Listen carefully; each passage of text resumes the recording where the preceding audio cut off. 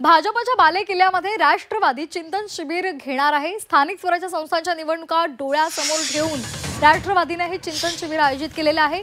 निवडणुकीच्या पार्श्वभूमीवर पक्षाचा विस्तार करण्यासाठी या चिंतन शिबिराचे आयोजन करण्यात आलेले आहे। त्यामुळे आता या चिंतन शिबिरामध्ये काय नेमकं चिंतन घडते हे पाहणं महत्त्वाचं ठरणार आहे। तसंच या चिंतन शिबिराच्या पार्श्वभूमीवर या संपूर्ण परिसरामध्ये फलकबाजी केलेली सुद्धा आपल्याला दिसते। तर विदर्भामध्ये आता राष्ट्रवादी जोर लावत आहे। आज राष्ट्रवादीचं नागपूरमध्ये चिंतन शिबिर आयोजित करण्यात आले आहे। आगामी येणाऱ्या स्थानिक स्वराज्य संस्थांच्या निवडणुका व त्याचबरोबर संघटनात्मक बांधणी, पुढच्या 5 वर्षाचा रोडमॅप, अशा अनेक विषयांच्यावरती आम्ही त्या ठिकाणी चर्चा करणार आहोत।